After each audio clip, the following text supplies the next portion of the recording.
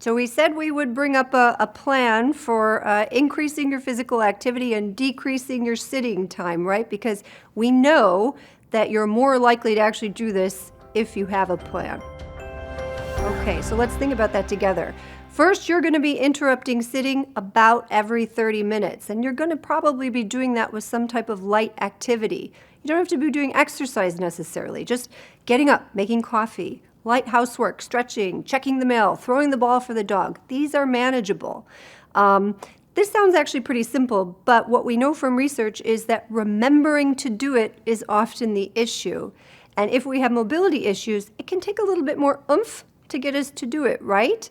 And this is because the getting up and getting down sometimes hurts that little bit more, and sometimes we have to be careful about how we do it, right? But we still do it. That's important. We just adapt how we do it. I know that a huge barrier for people is the fear of injury or falling. So you just adapt how you're getting up and down. Okay. Really important, you guys, because this isn't just about moving and exercise. This is about getting the organs up and decompress, so giving them the space to do what they need to do, okay? This is about health.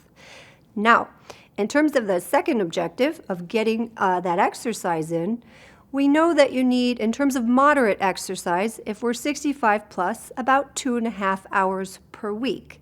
So you're averaging about, 20 minutes a day. 20 minutes a day of walking, mowing the lawn, cycling, dance, swimming, whatever you're into.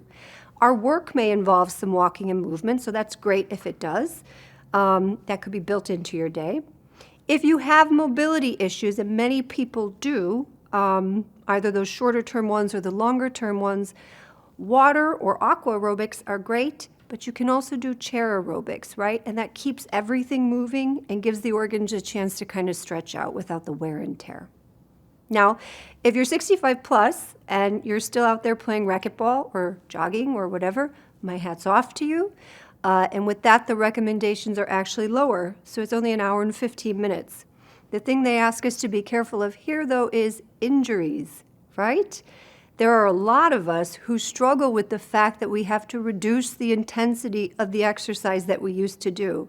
If we are someone who is accustomed to playing hurt, when we hit our 60s, we really do have to be more careful about this, or we might risk not being able to play at all for a while. So that ends up being counterproductive because then you're sitting, right?